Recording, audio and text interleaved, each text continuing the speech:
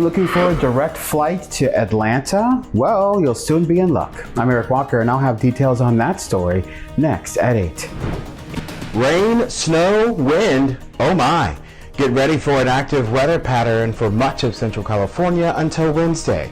I'm Eric Walker, and MyTV 53 News is in storm mode tonight. Coming soon to California, a diversity reporting mandate for venture capital firms.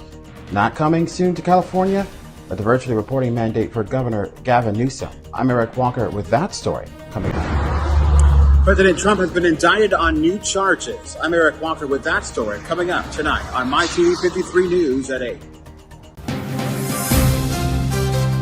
It's a big sports weekend in the Valley. I'm Eric Walker, and I'll have details on all the fun next at 8.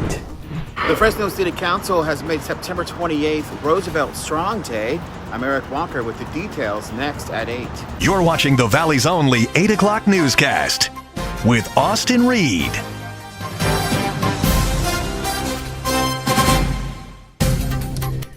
Good evening and welcome to the San Joaquin Valley's only 8 p.m. news. I'm Eric Walker, and for Austin Reed, today is August 25th, 2023. Thanks for joining us. Let's take a look at tonight's big stories. 2 NORAD F-16 fighter aircraft and a U.S. Coast Guard MH-65 Dolphin responded to a civilian aircraft that violated a temporary flight restriction near Lake Tahoe, Nevada this morning. The civilian aircraft violated the TFR at about 7:50 a.m. and was escorted out of the area. During this event, fighter aircraft dispensed flares that may have been seen and visible to the public to gain attention from the pilot.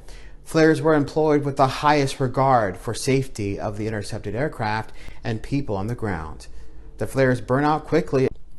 In the meantime, a military jet crashed near San Diego base earlier today, and defense officials confirmed to Voice of America that the pilot died in the crash. The FA-18 went down at 11:54 p.m. last night in the vicinity of Marine Corps Air Station Miramar. The site crash is on government property east of the air station, and there are no indications of damage to property on the ground. Miramar is about 10 miles north of downtown San Diego. No word yet on if it was a single-seater or two-seater jet. Well, Austin, high temperatures throughout Central California Tuesday afternoon will be 7 to 9 degrees cooler than today's highs. Maximum temperatures across Central California Wednesday afternoon will be 2 to 4 degrees below normal for this time of year. Yeah, we do have a low pressure system moving in, mainly affecting areas north of Kern County today, but we will see that move into Kern County tonight and into tomorrow morning. First off, strong wind gusts are possible in the Mojave Desert Slopes, which started this afternoon and will continue through Tuesday. A wind advisory may even be required. Blowing dust could reduce visibility at times. Travel may be difficult, particularly for high-profile vehicles. Highways affected include, but are not limited to, Highway 14, Highway 178 below Walker Pass, and Highway 58 below Tehachapi Pass, including the town of Inyokern. Here are potential wind gusts valid at 5 p.m. Pacific Standard Time, Tuesday, November 7, 2023. As you can see, some locations could see gusts up to 51 miles per hour. We also have a winter weather advisory, which remains in effect for the higher elevations of the Mariposa, Madera, and Fresno County portion of the Sierra Nevada until 4 p.m. Tuesday. A winter weather advisory for snow means that periods of snow may cause travel difficulties. Our National Weather Service office in Hanford says motorists should be prepared for slick road conditions and potential travel delays. Well, anyone planning on traveling tonight or tomorrow, definitely want to make sure your tires are in good working order. Advise not to travel into the mountains unless absolutely necessary. Periods of snow are expected in Yosemite National Park above 8,000 feet tonight through Tuesday afternoon. The heaviest snow will fall this evening and overnight. Some areas could see up to 6 inches of snow, Fresno snow, by Tuesday. Reporting from the MyTV 53 First Alert Weather Center tonight, Eric Walker, MyTV 53. Well, Austin, we spoke to FAT officials who say that this is more than just about a new flight to Atlanta. Delta Airlines announced late Friday the launch of daily nonstop flights between Fresno Yosemite International Airport And the busiest airport in the world, Hartsfield-Jackson Atlanta International Airport, beginning June 7th of 2024. Atlanta will be FAT's farthest route and will offer passengers more convenient travel options and seamless connectivity. A major global gateway service through Atlanta will provide California's Central Valley with faster and easier access to the East Coast, European destinations, Africa, the Caribbean, and many connections to Florida. You know, Atlanta has been in the airport's top 10 unserved markets for quite some time. And the airport continually talks and keeps in contact with our incumbent airlines, existing airlines, new airlines, to try to recruit new air service for the airport and for our community. The outbound flight departs FAT at 10:50 p.m. and it arrives to Atlanta at 6:26 a.m. In Austin, tickets went on sale for the new route on Saturday. Reporting from ITV 53 News at 8, I'm Eric Walker. Austin, back to you. At Thursday's Fresno City Council meeting, leaders recognized the heroic actions of Roosevelt High School staff. Back on September 7th of this year, a truck crashed into a bus stop right near the school in southeast Fresno.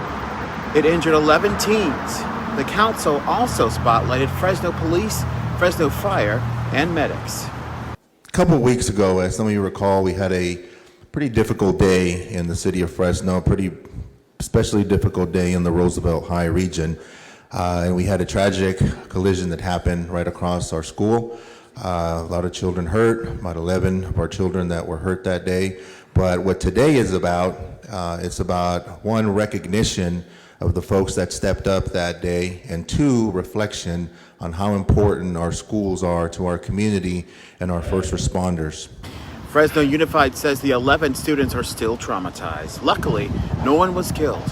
Reporting from ITV 53 News at 8, I'm Eric Walker. Austin, I'll send it back to you.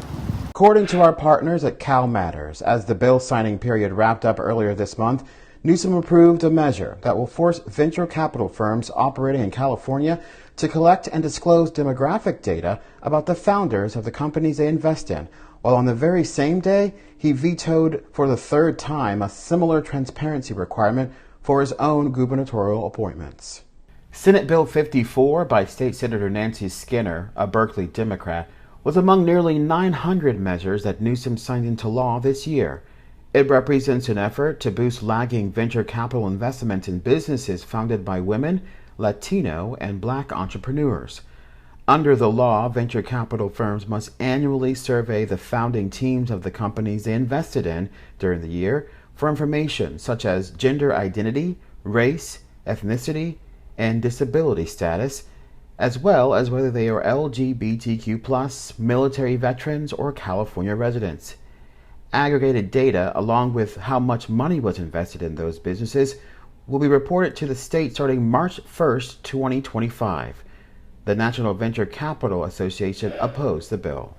To learn more about this developing story, just head to Cal Matters. Reporting from ITV 53 News at 8, I'm Eric Walker. Austin, back to you. Tonight, reporter Eric Walker previews what else is going down.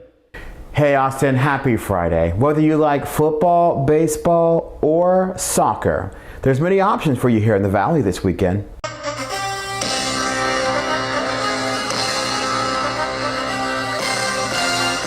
High school football returns tonight. And speaking of football, the Fresno State Bulldogs have their home opener against Eastern Washington. Kickoff is at 6 at Valley Children's Stadium. The Dogs won 39-35 last weekend. In pro soccer, our partners at the Central Valley Fuego are back at home tomorrow. The Fuego FC will take on Lexington at 7 p.m. at the Fresno State Soccer Stadium. And if you can't make it out to the game, you can watch it live right here on MyTV 53. Pre-game show starts at 6:30. In pro baseball, the Fresno Grizzlies lost last night to the Modesto Nuts. Sergio Sanchez was lights out in a spot start. Sanchez struck out a career-high 6 over a season-best 4 shutout innings. The Grizzlies will have to sweep the weekend tonight through Sunday in order to clinch a playoff berth. At tomorrow night's game, the theme is Marvel Comics Night, and for our viewers watching on KNXT and hockey news, the Bakersfield Condors have announced their opening night. This year, it's October 21st. And stay with MyTV53 News on Facebook for the latest updates. For MyTV53 News, I'm Eric Walker. A lot of options. Eric, thank you for that. Have a good weekend. Next at 8, we're going to head to Tulare County where libraries... And our storm mode coverage continues now with reporter Eric Walker. He has the latest on Hurricane Hilary, which is now a tropical storm. Well, Austin, this is the first tropical storm watch issued in more than 100 years. The storm is now a post-tropical cyclone, and this is the aftermath of a mudslide on State Road 58 at the Cameron Canyon exit east of Tehachapi.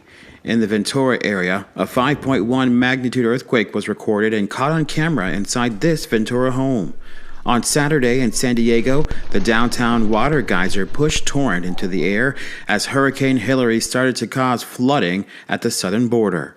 Schools have been shuttered, flights canceled, and evacuation orders for some communities have been issued as strong winds are expected to persist across portions of the western U.S. tonight and tomorrow. Hilary is now 115 miles west-northwest of Elko, Nevada, and is moving to the north-northeast at 24 miles per hour. As remnants of Hilary continue to impact the western United States, Oregon's emergency management officials are concerned about the possibility of flooding across portions of the state. In the meantime, the California Office of Emergency Services says despite Hilary departing from the state, lingering moisture from that storm will give us additional scattered showers and thunderstorms today and tonight. A few of those storms could produce some localized heavier rainfall, but I do want to stress we do not expect widespread flash flooding to redevelop, much like we saw yesterday. Just a reminder to please stay out of any existing floodwaters, as they can be very dangerous and quickly sweep away your vehicles should you drive through them. The Red Cross is already asking for donations, so help where you can. Eric Walker, MyTV53 News at 8. Eric Walker on the story, thank you. So what's next? Trump has been indicted on new charges. This all broke today, and new at 8, reporter Eric Walker has today's developments. The former president has been indicted on 4 counts: conspiracy to defraud the United States, conspiracy to obstruct an official proceeding, obstruction of an attempt to obstruct an official proceeding, and conspiracy against rights. The indictment was issued by a grand jury of citizens here in the District of Columbia, and it sets forth the crimes charged in detail.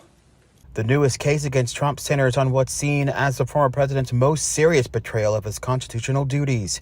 This is the 3rd time Trump has been criminally indicted. Smith charged Trump in the classified documents probe in June, and a Manhattan grand jury charged the former president for business fraud in March. Trump, who is running for president in 2024, pleaded not guilty in both cases. My office will seek a speedy trial so that our evidence can be tested in court and judged by a jury of citizens. In the meantime, I must emphasize that the indictment is only an allegation and that the defendant must be presumed innocent until proven guilty beyond a reasonable doubt in a court of law. The former president has been summoned to appear before a magistrate judge in Washington, D.C. at 4 p.m. Eastern this Thursday. Reporting from MyTV53 News at 8, I'm Eric Walker reporting.